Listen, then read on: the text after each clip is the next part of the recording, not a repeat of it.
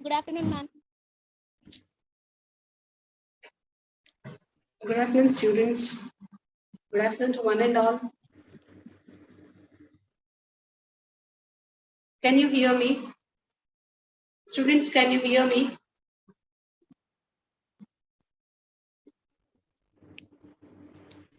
Madam, since we have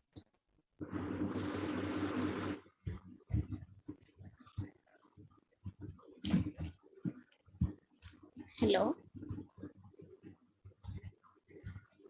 Students, can you hear me? Yes, ma'am. Audible?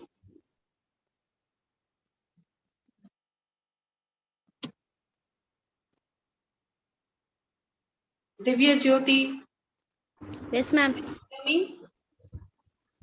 Yes, ma'am. Okay.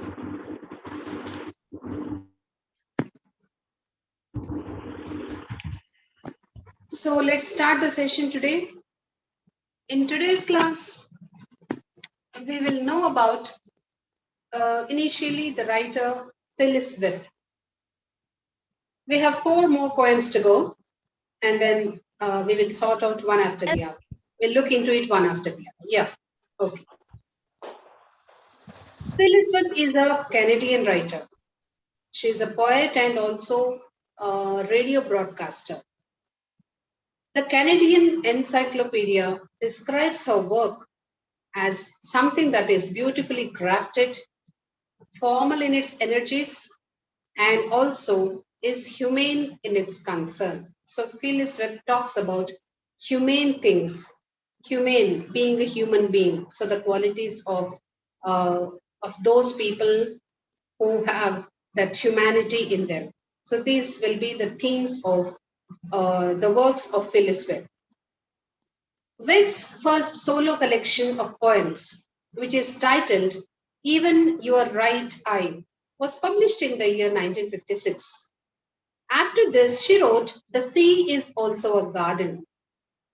Then comes across Naked Poems in the year 1965, Wilson's Bowl, which is published in the year 1980, Selected Poems, The Vision Tree, published in the year 1982. Then comes Water and Light, published 1984. The last work of Felix Web is Hanging Fire, which was published in the year 1990. And after that, she hasn't written anything. That's the final collection, last collection. Webb adopts a similar pose describing her vocation in terms of sacrifice and debasement of the self. So, as a woman, what is it that she is sacrificing for? And then, why is she doing it?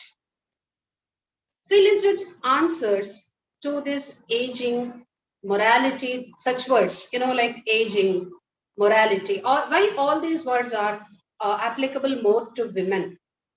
Aging, morality, despair, and other philosophical themes that are attached to feminism as a result of the impact of feminism on her career. We can see that she is a poet and also a woman, and as we can see through her works, her poems and certain essays, that she is trying to portray these kinds of themes in her works. The character that emerges in these early poems is almost similar to Mad Woman in the Attic, which was written in the year 1979 by Sandra Gilbert. With this poem's subject matter, the speaker explores her fear. She brings out her fear. For what? What is this fear of? This fear is being enclosed in places like grave, the hourglass, the walls of a nunnery, or prison. In another manner, we should understand this concept in a different manner.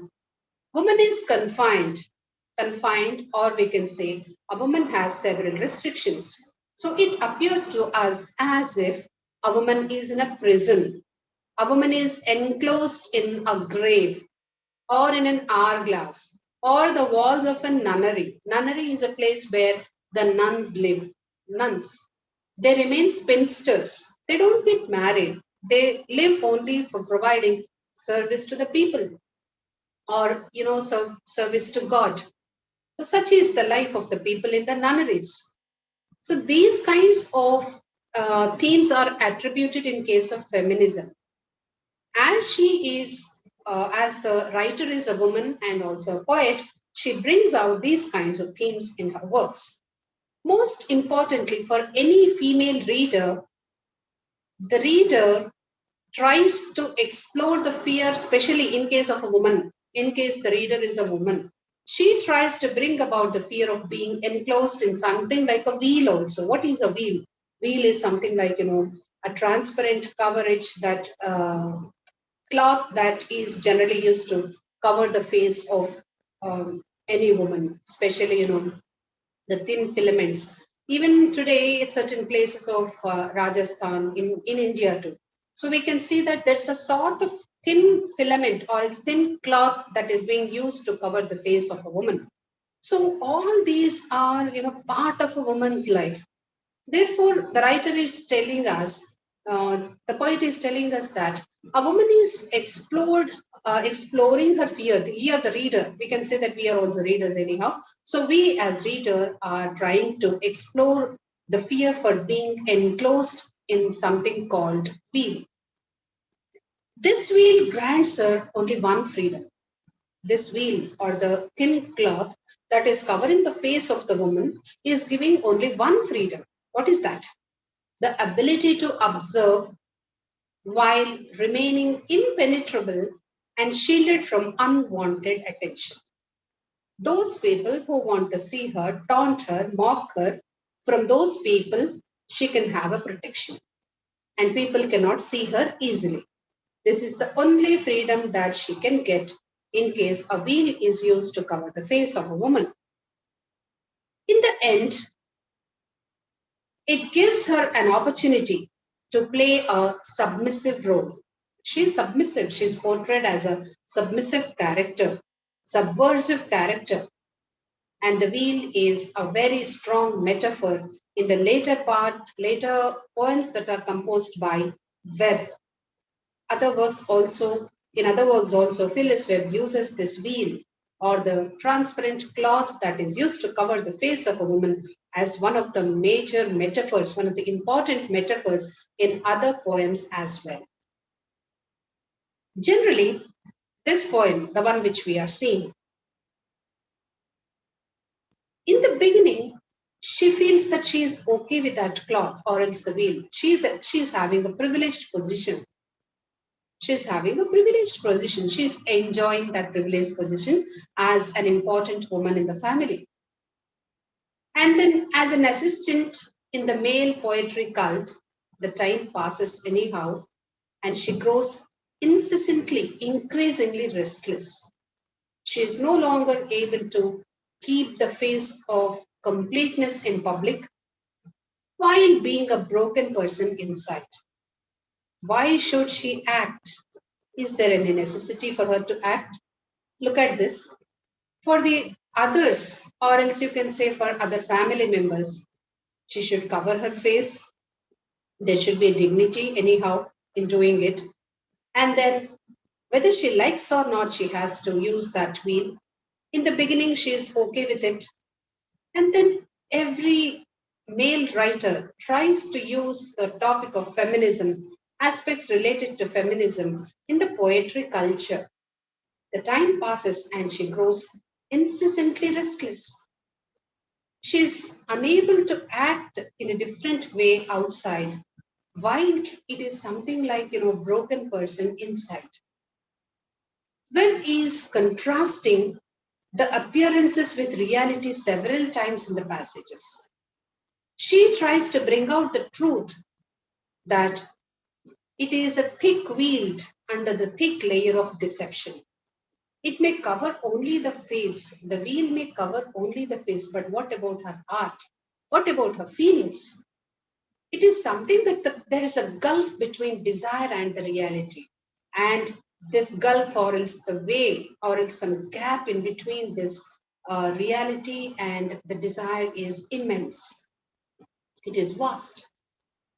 In this poem, Webb compares lyrical inspiration to being one raped by sun sky god. It's called the Wheel of Isis. What is this Wheel of Isis? Isis is the god of nature, or else we can say nature god. This Wheel of Isis, which is represented by the nature god, is shrouded in a wheel, is covered in a wheel. Here you have to understand that this nature is none other than the woman, and then this woman is having a cover or else a wheel to cover her body and the face. There will be long sleeves to her hands attached to the dress. It signifies how elusive nature secrets are. The design was inspired by an Isis statue in the Egyptian city of Sais. It is Plutarch and Proclus that both mention, and by the goddess Neith, who was sometimes linked with her. The monument was described or inscribed with certain words. There's an inscription that was written on the monument. It said, I am everything and nothing, and no mortal even ever lifted my cloak. Cloak here is again a long sleeved dress, and it was made like a joke. It's compared to rape in the poem. The victim or the poet is a pale object. The victim or else the poet here is a pale object. She is considered lifeless. There, the poet uses such words as, like punctured she bleeds, devoured by the tallest of mouths, who is poised to defeat her in a conflict of wills in which either I or it succeeds. The poet is talking about her own self. Either I will succeed or it will succeed. The woman has to succumb to the needs of a man. The woman has to succumb to the needs, whatever she has to do as a woman, as a wife, as a mother, whatever, give her different names in the family. She has to succumb her own self to the family. Therefore, she poses a question. It's something like, the defeat and there's a defeat in herself, and there's a conflict inside her, and that conflict raises a question whether I will succeed or it will succeed. The poet writes like this. The competition is fierce between I and it. What is it here? It is nothing but the male chauvinism or male domination. This is not a professional that was picked up for personal or pleasure seeking potential. A woman is always generally considered to be, I shouldn't use the word always, a woman is generally considered as a pleasure seeking potential. Here comes a question of questions. They begin with a woman being literally effaced. The writer says, turn my head, I want to see your face. Here is question of questions. The reader is particularly impressed by the passive tone. There is a word, there is a phrase here in the first few lines itself, where we can see, I have been promised.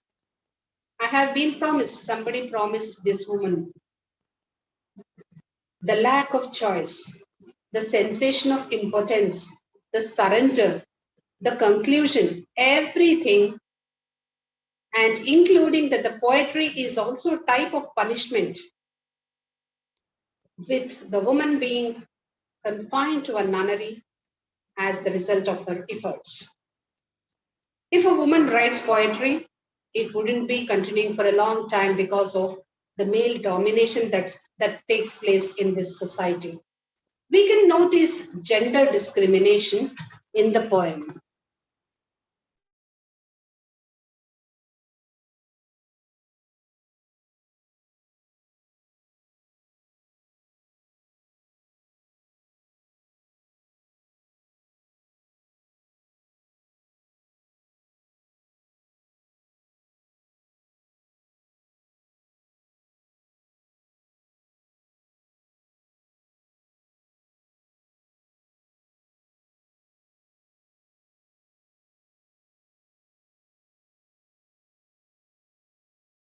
So in a way, we can understand the gender discrimination that is actually taking place in this society. The poet is telling us that all these are part of her life. There are several questions inside her, but who bothers to or who cares to answer these questions? That is why, like certain questions that are left in ambiguity. Final thing is that the theme, which is nothing but the gender discrimination, prevails throughout the poem. Next comes Henry Derozio's The Harp of India. Derozio, one of the Indian poets, a rationalist thinker and educator from Eurasia, is an educator from Eurasia. At the age of 17, Derozio was hired as a teacher at the Calcutta Hindu College. He taught English literature and history, and his teaching style was as unusual as his ideals. In fact, Derozio's teaching duties were not limited only to the classroom. He counseled the students. He taught the students picking their area of interest. He used to talk to the students much more than what exactly was taught in the classroom, and that too related to any subject that was of the interest of the students. He frequently met the students, of course, at his own residence. In fact, his speeches touched a variety of themes that included literature, philosophy, and science. Derozio was born in Calcutta, which is now called as Kolkata. We all know this. He was a poet and scholar, and he was an academic personality. Though Derozio possessed only a small trace of Indian ancestry, he was brought up in India, and this instilled in him, this built in him a great love and passion towards the country, our Indian culture and sentiments. Derozio is often considered to have been the first Indian to write in English. Derozio's poetic profession lasted only for 6 years. Tragically, he died at the age of 23 years only. He showed a great promise as a poet. He said that he would become a great poet, but then he was there only up till his 23rd year. He was just a young guy and then he died. He is modern India's first poet to express his patriotism in his poems. And he was the first to express the Indians' aspiration for freedom in the form of poetry. He was the first person to write in English all about Indianness in his poems. Derozio's poetry shows as an example that, in fact, portrays his eagerness, his anxiety, his willingness to urge young people of India to resist and strive for India's independence. We were struggling for independence for several years. So his poems were a call for all those youthful leaders, youthful young guys, to fight against the British and see that we get our freedom back from British domination. The sonnet, which is given in the syllabus, The Harp of India, was originally published in The Fakir of Jahangira, a metrical tale and other poems, which was published in the year 1828. And previously, it did not have the title as To India, My Native Land. To India, My Native Land is the poem, it's not Harp of India. It was later given this title by Bradley, who edited a collection of Henry Derozio's collection of poems in the year 1923. The poem To India, My Native Land. To India, My Native Land is Derozio's poem, both in terms of subject and also the style. Indians have a peculiar style of writing. We have our own style of writing. The poem expresses the sadness about India's degradation and devaluation as a result of the British. There was an imposition and restoration of India's lost glory. We lost it, but again, there is the restoration of India's lost glory and reverence. The poem begins with a grief stricken cry. The words, my homeland, these are the words that Derozio uses, and it appears as if these two words, my homeland, resounds throughout the poem. With a heart full with sorrow, the poet laments the regretful and terrible reality that is contemporary India. India is trampled by the British. It is suppressed by the British. The poet's great patriotic enthusiasm is embodied in this powerful address in this poem. The poet says, in thine splendor filled past, thine, your splendor, greatness filled past. It shows how great India had been for several years. Our civilization is great. Our heritage is great. Our culture and tradition are great. When India was brimming, overflowing with the grandeur and richness at a point of time in the past. Historically, India had a plethora, has had, it's still there anyhow, a plethora of cultural, spiritual, and literary attributes. India was overflowing with splendor and grandeur. There is always that greatness, and there's always the respect for India across the globe. India was once esteemed by all, but now India has lost her splendor and grandeur because she is now, I'm using the word she, because India, we need to use the word she to represent India. It's a motherland, so obviously it's a feminine gender. As a result of her enslavement to British imperialistic rule, India has lost this grandeur and splendor. The poet then declares rhetorically where India's former splendor and reverence have disappeared. Where have they gone? The writer says, finally, thy eagle pinion is changed. This is a royal bird. Eagle is a royal bird. Eagle is compared to India here.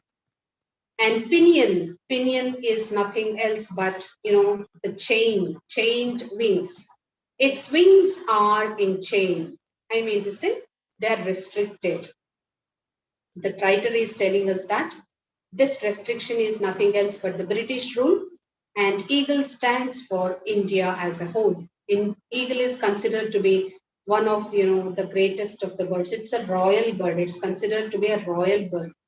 The poet compares India today to an eagle, the magnificent bird that is shackled and hence it is unable to fly, which conveys to us that India is still in chains, the chains that have been wrapped up by the British to suppress India and the Indians. India today stands in stark contrast to India that was once upon a time used to be like a majestic eagle soaring high into the sky. This eagle goes up to the sky, roaring high. And then India also was like that, showing its majestic rule, majestic appearance across the globe to everybody. However, she has now been reduced to the status of a caged bird, caged eagle. This eagle is now being caged. It's in restriction. Therefore, it is unable to soar and it is forced to crawl pitifully on the filthy ruins. The poet says, no wreath can be woven for thee by thy ministrels. Look at the crafting of the poem. It is comparable to the weaving of wreath through the use of a disguised metaphor. Historically, poets composed and sang certain songs in praise of our motherland's glory, greatness. Now, poets are unable to see these eulogies since India has lost all the splendor and the magnificence and heavenly position from the past. The writer says, preserve the sordid tale of thine misery. There are difficulties, but then we have got that rich tradition and we are preserving it. Poets cannot extol India in their works. They can only write about India's current condition, present status, present suffering under the British rule. Derozio laments the loss of glory and respect for this beloved homeland for him, which is none other than, the country called India. And in the form of the sonnet, the poet's sad expression is conveying his distress over India's tragedy. The poet reaches a conclusion here. He says he would devote his time by spending lots of time and his effort to his beloved country. He attempts to save her now from the depths of ruin or the destruction. Derozio feels that by doing so, he will convey to the current and also to the future generations, present as well as to the future generations, about the dignity and the greatness of our country. This magnificence will never reduce. People might have forgotten this magnificence for quite a some time, but then it won't be kept hidden for a longer time. You need to write the summary part of the poem, which is very, very important. Remember, students, you will be asked certain questions like themes and so on in the short questions, and you will be writing the essay part in the long questions. You need to remember the summary part. Represent the summary part, interpreting certain important things which we are discussing in the class now.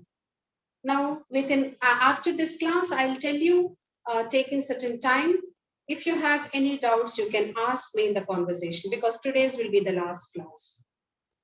So Derozio hopes to reclaim and restore India's pride and veneration.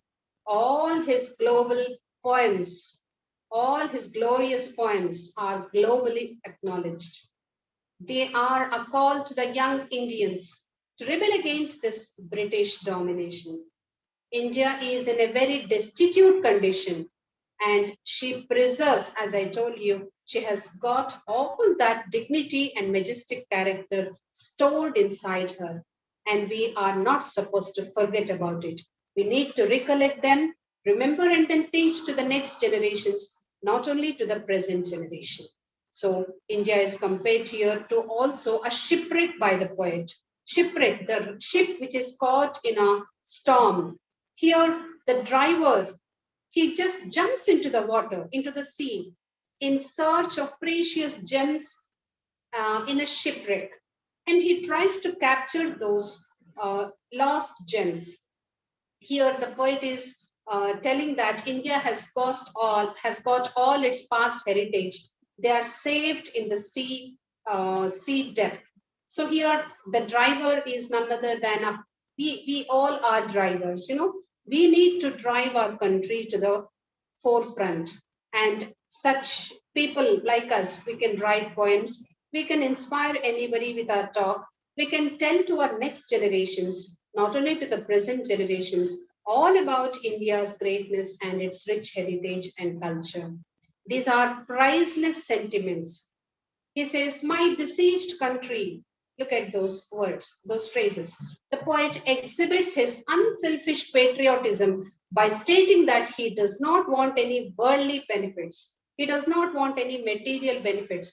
He is just interested to see that he is blessed by his motherland, India.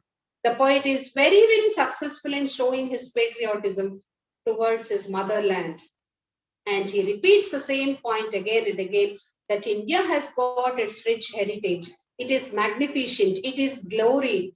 There are certain moments when people have sacrificed their lives for everything to achieve independence. So we have to memorize them again and again. And this is how we actually celebrate the occasion of, getting the freedom to our country. This is something like reawakening the young people of India.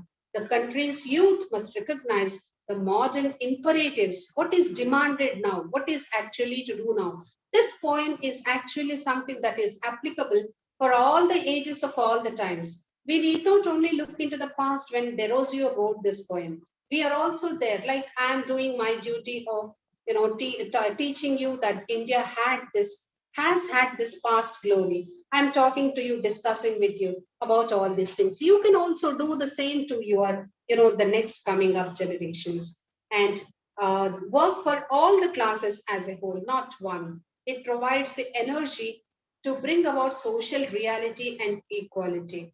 The poet states that many people have been martyrs, people have sacrificed their lives. We not only should celebrate only the festivals or important occasions, it's more important to pay honor and respect to those people who have sacrificed their lives, or the sacrifice should not go in vain, in waste. Therefore we need to protect this priceless liberty. We all individuals should work faithfully and do our fundamental task. This is what Derozio is asking us to do. The next poem by A.K. Ramanujan, Small Scale Reflections on a Great House.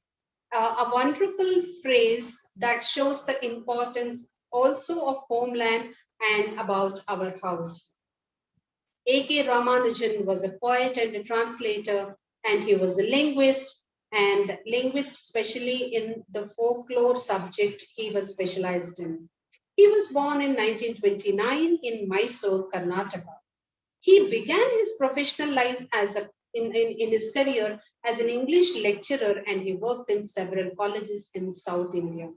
Now, certain important works are there which you can also read from the text that is provided to you. So I will not be going in detail in the other works that are being done by A.K. Ramanujan. I would like to discuss with you how to present the paper once the session is done. Now, coming to the poetry part, like back to the class, small scale reflections on a great house. Ramanujan centers his poems or focuses his poems on what he refers to as human scenario. He begins to construct the scene, or else, the scenario, by saying the boundary between the poem and the novel, the lyric and the plot begins to melt. In his own words, the poem is composed of 10 lengthy sentences. Each one can be considered a separate poem. Each one line can be considered a separate poem. It looks as if there is a lot of things, many things that are to be learned or is discussed about each and every line significantly. Each of these contributes to the poem's long lyrical and novelistic characters. There are many new features and characteristics. They almost convey, certain emotions as well as continuing recurrences or occurrences. Small scale reflections on a great house is a 91 line poem that is divided into sets of 3 and 4 lines. 3 lines, 4 lines. This is how it comes. And the poem is written in a free verse, as this word free verse has already come in our class previously. Free verse, it has no rhyme and no metrical pattern. It just runs like a prose piece. We can understand that very easily. In fact, there was the poem. This poem would make actually a lot of, not much sense actually. The chaotic nature of the images and the associations are part of the story. If they were to be structured, if they are to be rhymed, probably the beauty of the poem would be gone. That is why it looks really appealing like this only. It looks beautiful to understand. There may not be several things that are to be discussed about the rhyme and metrical part for every poem. This poem also has to be understood like that. If at all there's a rhyme and rhythm pattern, everything like this to this poem, probably the beauty would be lost. Now, looking into the poem begins with the speaker telling the reader. He's telling us that everything that comes into the house always stays there. Nothing will go out. Eventually, if something goes out, also it comes back. As soon as everything is clear, the speaker really means to tell us that everything that goes out automatically comes back. What are they? They are none other than the reflections, our thoughts. Some of the many small scale things, there's a list of small scale things like cows, prostitute songs, wives and soldiers, books, photographs, and cloth. These are certain important things that come into the song and stay there. There are certain beliefs also. In one example, the speaker describes how women are made to follow the traditional gender roles. There are certain important roles that are assigned to a woman, and every woman follows them. Traditional responsibilities, they are to be done. And the poet also gives one more example how a neighbor brought a dish of sweets of a god's wedding anniversary. Imagine, students, don't we come across all these in our daily lives? Not exactly every day. You know, like there is a function in the neighbor's house. They come inside our house with a box of sweets. These things, they remain as reflections. People may come, give the sweet, and go away, but then the reflection remains, the thought remains. Even the next year, when you try to recollect those moments, you will remember that, yes, last year on this day, this neighbor has come into our house and she has offered the sweets to us. So they stand as reflection. Genders here, even there is the example of a woman doing her responsibilities. Look at what your grandparents have done. They have done a great service to you or to me. But they pass away with the passage of time. But then we will try to memorize them by remembering those things that they have done. So the reflections are still in the house. There are cows, I mean to say, in the villages. The cattle will be there. Passage of time, none can stop it.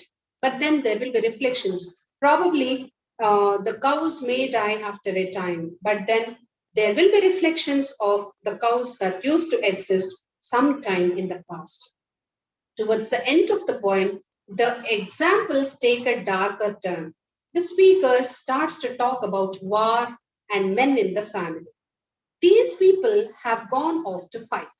Soldiers go out to take part in the war.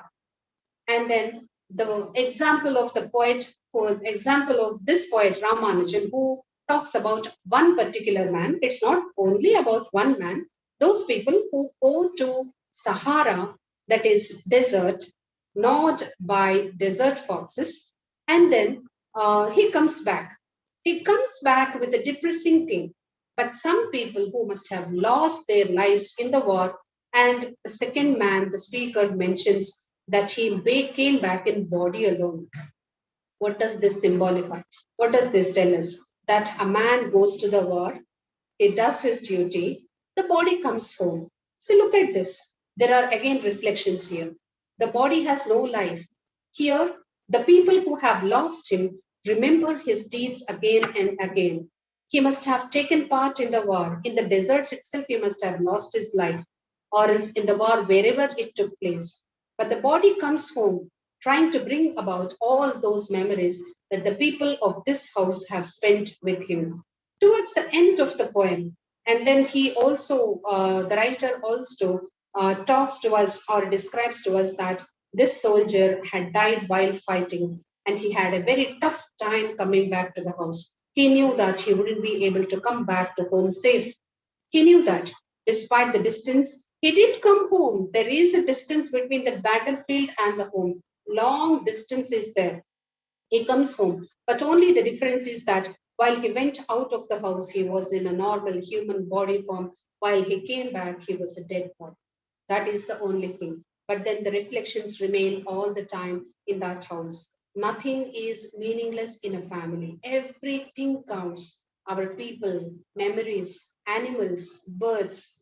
Look at those old aged people who have been, very lovable to grandchildren. All these are there as part of the family. These are all there as reflections forever. They will stand as memories. The important history, there is always an important history that belongs to a house. For home, we shouldn't use the word house also. It's a home. And these reflections cannot be separated even after generations go away.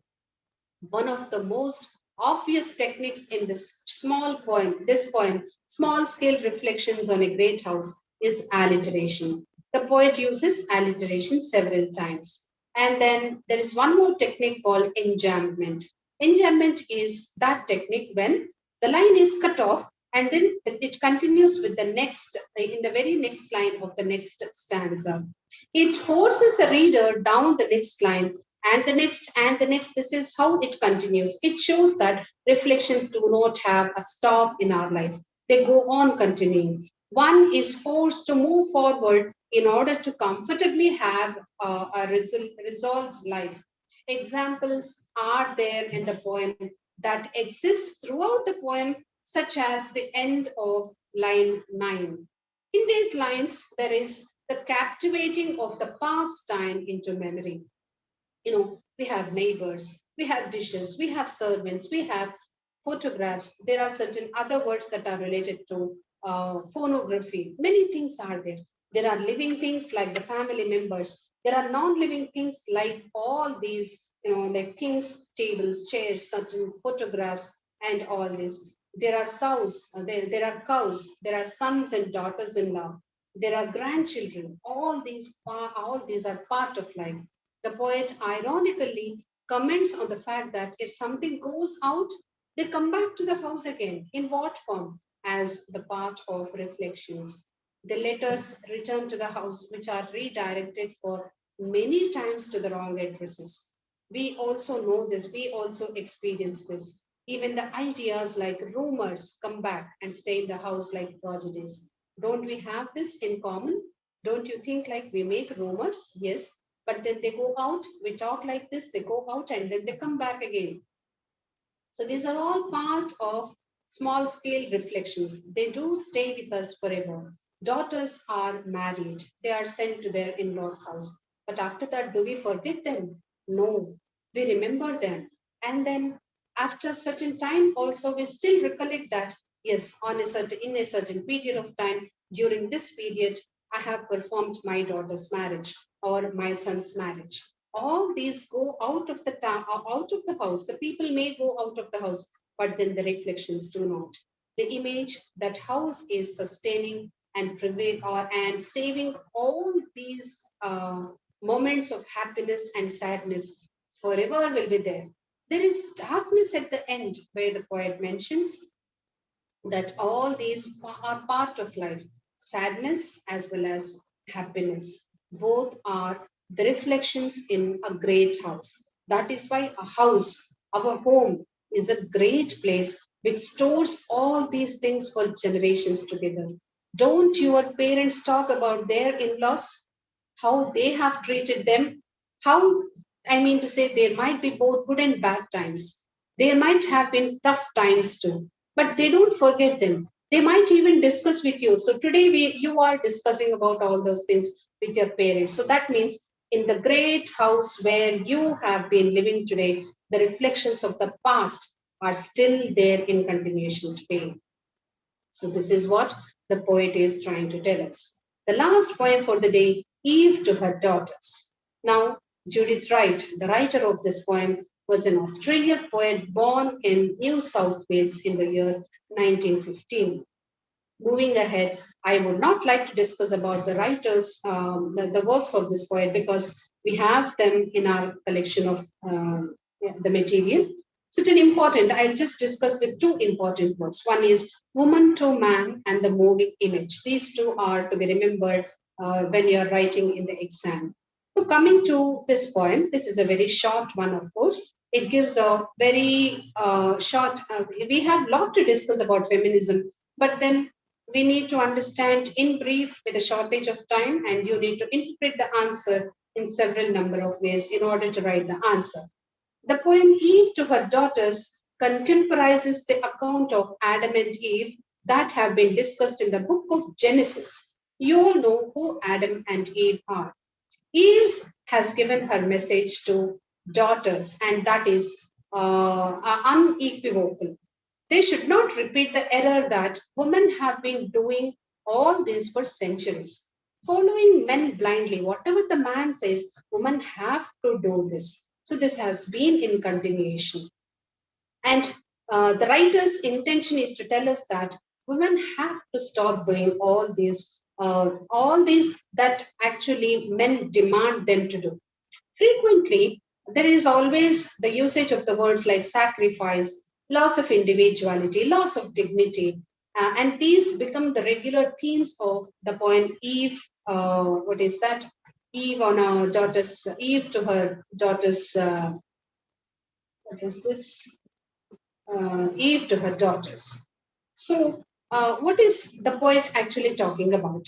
In the first stanza, the poet is telling us that Eve describes how it was not that she initiated the aftermath of the Garden of Eden, and the incident that took place after the Garden of Eden. She discusses that their expulsion or throwing away from the garden has created a lot of blight. Adam, on the other hand, was also disturbed. He was pondering over the trick that is done on them to let them go out of the garden. Adam is despised, and his despised life on earth is the resultant action that he lacked the comforts that he had been enjoying with Eve in the heavens. Adam desired to construct a new heaven due to his obsession with heaven and the punishment meted out to them. He was thrown out of the heaven along with Eve. He is so obsessed, he wants to create one more heaven. He was dissatisfied with every aspect of life.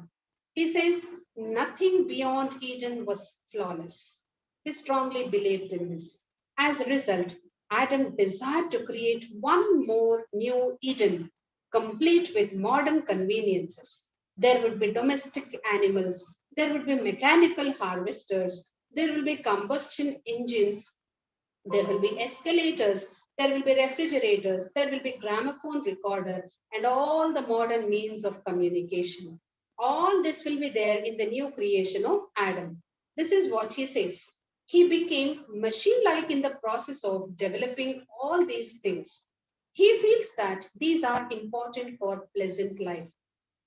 And Adam never consulted Eve in the process of providing all these things. Who is Eve here? The female creature. Adam is the man here.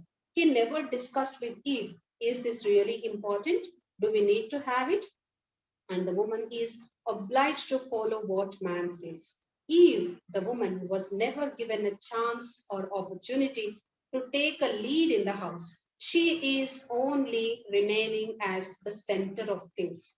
She was relegated to follow Adam's footprints. What Adam does or tells her, she has to do it. She followed him wherever Adam took her. And Eve communicates her message to her daughters. Eve here is the writer, and writer is a female writer. This writer is telling to all the daughters of this world. We are all the daughters of, this writer here in another manner.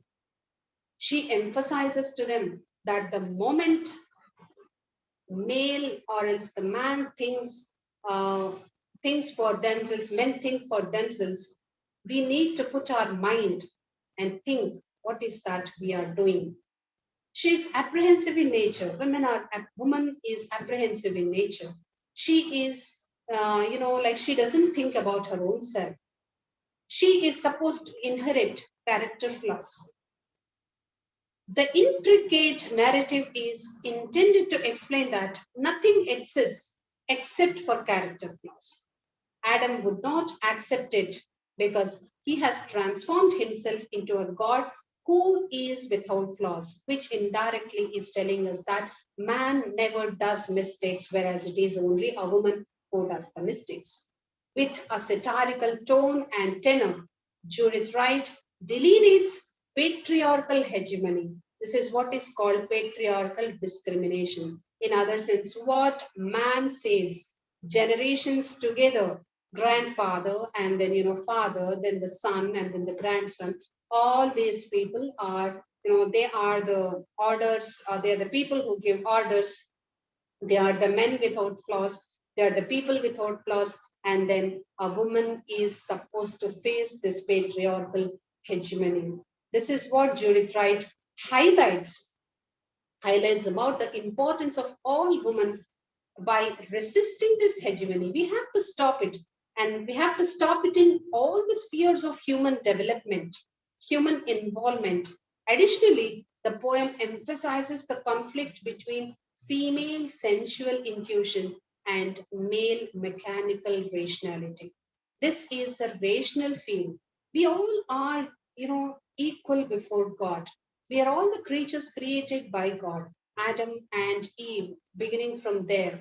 Adam might be thinking that I am not happy in heaven. I have been thrown out of heaven. And Eve had to follow where Adam went. And this is how Adam is now on this earth. He has his own comfort zone. And then he enjoys his privilege being born as a man. And then what is Judith writing? Judith Wright telling us? She is telling us that it's a Eve, it's a celebration to all our daughters. We need to realize that we are important. We are important members of the family. Thus, the poem ends with a imperative tone. She demands all of us, all the women of the world, to realize the importance. Enough of the word sacrifice. Enough. No need to talk about that anymore. Yes, agreed. A woman does all these things for the sake of the family, and then thus the poem ends with an emphasis on this conflict that arises between the female sensual intuition and between this one and also the male mechanical rationality. So this is all for the day. We have completed the entire syllabus part, and I would like to know if there are any questions with regard to the syllabus. Students, please respond. Remember the themes and symbols of all the poems. You need to write, you need to learn the symbols and the themes. And then remember at least 2 to 3 works of the writers. Analyze how the writers are, how the writers are writing in their own writing style. Remember the narrative style. Like if you are seeing about Judith Wright, you can understand through her writing that she's talking about this male chauvinism, patriarchal domination. So we might get an idea that her poems her poems would be discussing about this female subjugation and then male domination and all these things. So certain things you need to remember. The previous poem also, A.K. Ramanujan's. If you look into that poem, Ramanujan is an Indian writer, and then there are several poems of A.K. Ramanujan who writes about the importance of house, home, family members, and then certain these aspects are discussed more in his works. So you can analyze through his works that you can even write the themes on your own. Bring out to your mind, think about them. These are the features or these are the features of the narrative style of the writers. Likewise, we have got the poems, several other poems and the poets to just give importance to themes and symbols, and then learn about the narrative style. Remember certain important works of the writers. Remember the summary part, interpret, and then write the answers on your own. So try to interpret and put them into your own words. I hope I'm clear to you. Do you want to ask me anything? Yes, ma'am. No, ma'am. No questions. Only like Yes. only Yes. structure is only I have doubt. That's what you told. No, you told me. Thank you, ma'am. Okay, ma'am. So that's all Okay, for the day. Good luck. Good luck to all of you. Okay. okay, ma'am. Thank you. Yeah.